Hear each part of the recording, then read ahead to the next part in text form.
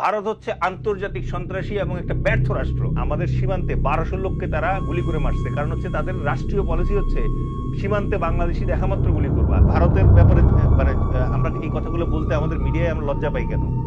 প্রথম জিনিস হচ্ছে আমাদের 54টা নদী তাদের সাথে আমরা শেয়ার করি। এইটার ভিতরে 36টা নদীতে অলরেডি তারা ড্যাম এবং ব্যারাজ লাগিয়ে দিয়েছে। কেন দিয়েছে? কারণ তাদের একটাই উদ্দেশ্য, সেটা হচ্ছে বাংলাদেশের নদী সব শুকায় ফেলবে।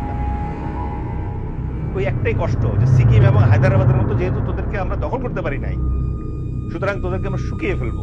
এবং এতে তো আমাদের কৃষকরা তো মারা যাচ্ছে তিস্তার ফারাক্কার এই জায়গায়। 1 নাম্বার। 2 নাম্বার যেটা ইম্পর্টেন্ট জিনিস সেটা হচ্ছে যে তাদের সাথে আমাদের 4096 কিলোমিটার একটা বর্ডার আছে, ইন্টারন্যাশনাল বাউন্ডারি। 3 দিক থেকে ঘিরে রাখছে তারা। This is considered the most brutal border in the world. BSF K Butcher বলা হয়। বিএসএফ হচ্ছে পৃথিবীর একমাত্র সীমান্তরক্ষী বাহিনী যাদেরকে বুচার বলা হয়। কেন বলা হয়? 2000 সাল থেকে অদ্যাবধি আমাদের সীমান্তে 1200 লোককে তারা গুলি করে মারছে, কারণ তাদের রাষ্ট্রীয় পলিসি হচ্ছে সীমান্তে বাংলাদেশি দেখা মাত্র গুলি করবা, shoot at sight, that is their policy. এবং 1200 জনকে মারছে কিসের জন্য? তাদের হাতে কোনো অস্ত্র ছিল? খালি হাতে সীমান্তের কাছে কিছু গুলি করে মেরে ফেলছে। পৃথিবীর আর কোনো সীমান্তে এই পরিমাণ মানুষ মারা হয় না। ঠিক আছে? আমরা এটা বলতে কেন লজ্জা পাই যে প্রতি 16 মিনিটে ভারতে মনে করছে ধর্ষণ হয়। ঠিক আছে?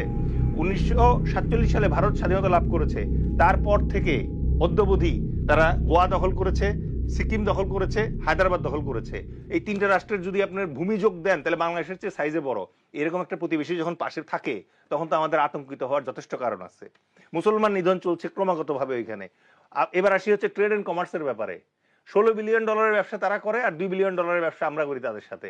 তারা আমাদেরকে এটা এক সময় আমাদের মাথায় ঢুকাই দিছিল যে কলকাতায় না আসলে তো তোমরা চিকিৎসা ছাড়া মারা যাবা।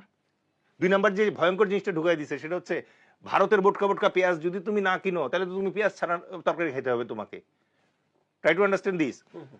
এবং তারা বাংলাদেশকে শুধু একটা জিনিসই শেখ হাসিনার মাধ্যমে ট্রিট করতো, সেটা হচ্ছে বাংলাদেশ হচ্ছে মেইনল্যান্ড ইন্ডিয়া হতে 7 সিস্টার্সে যাওয়া ট্রানজিট স্টেশন। এছাড়া বাংলাদেশের আর কোনো ইম্পর্টেন্স তাদের কাছে নাই।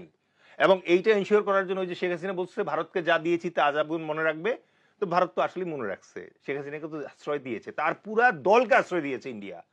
আওয়ামী লীগের তো বাংলাদেশে পলিটিক্স করার দরকারই নাই, তারা তো ইন্ডিয়াতে গিয়ে করতে পারে। এখন ভয়ঙ্কর ব্যাপার যেটা সেটা হচ্ছে যে এখন হঠাৎ করে ট্রান্সশিপমেন্ট বন্ধ করে দিচ্ছেন কেন? এখন হঠাৎ করে আমাদের মনে করছে পোর্টগুলো কেন আপনি সব বন্ধ করতেছেন? কারণ ওই মজা চলে গেছে ওখান থেকে, এখন তো কালাদান হয়ে ঘুরে যেতে হবে আপনাকে। সো এই জায়গাটাতে এসে আমাদেরকে এই জিনিসগুলো ভারতের যে মানে আসল চেহারা এটা আমাদেরকে প্রকাশ করতে হবে আমাদের স্বার্থে। ভারত হচ্ছে আন্তর্জাতিক সন্ত্রাসী এবং একটা ব্যর্থ রাষ্ট্র। সেই ব্যর্থ রাষ্ট্র এতটা ব্যর্থ যে তার নিজের দেশে এখন 9টা বিচ্ছিন্নতাবাদী আন্দোলন চলতেছে।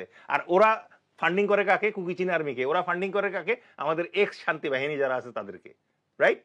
বাংলাদেশে আপনি যত সমস্যা দেখতেছেন তার 90% সমস্যার এই গিট্টুগুলো আসে হচ্ছে ইন্ডিয়া থেকে।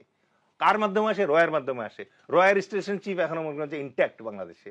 এগুলো বলতে লজ্জা পাই কেন আমরা? বলতে হবে তো এগুলা। অন্য কোনো গভর্নমেন্টের তো বলার সুযোগ ছিল না, বাট এখন তো মানে আমাদের এই সুযোগটা ছিল আন্তর্জাতিক বিশ্বকে এটা দেখানোর জন্য। আমরা কি আন্তর্জাতিক বিশ্বকে এটা দেখাইতে পারছি যে ভারত হচ্ছে সেই রাষ্ট্র যে রাষ্ট্র মনে করেন যে কানাডা এবং ইউএসএ তে তাদের রয়ের মাধ্যমে গুপ্ত হত্যা করেছে? তারা